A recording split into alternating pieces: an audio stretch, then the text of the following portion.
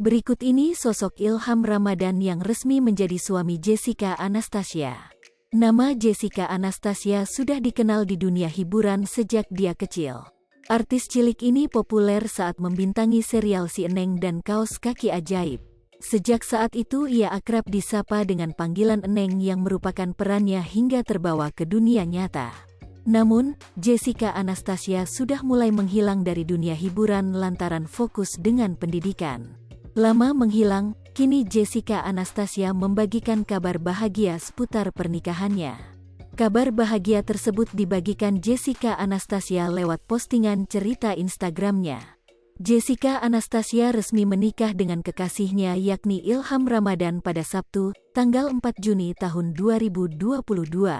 Lantas, siapakah sosok Ilham Ramadan yang kini resmi menjadi suami Jessica Anastasia?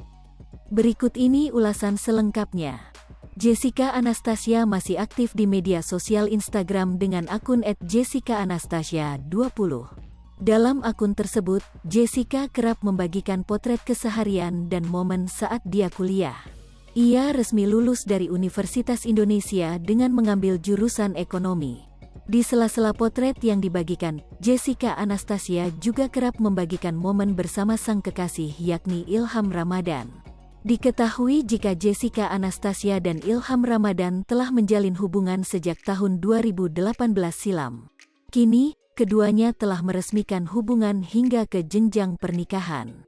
Bahkan keduanya juga sempat LDR selama 2 tahun lantaran harus berkuliah di 2 negara yang berbeda. Sang suami dulu sempat berkuliah di Australia. Diketahui jika sosok sang suami juga merupakan alumni dari Universitas Indonesia. Ia melanjutkan pendidikan ke The University of Queensland, Australia. Itulah sosok Ilham Ramadan yang kini resmi menikah dengan artis cilik Jessica Anastasia. Lama menghilang, kini Jessica Anastasia membagikan kabar bahagia seputar pernikahannya. Kabar bahagia tersebut dibagikan Jessica Anastasia lewat postingan cerita Instagramnya. Jessica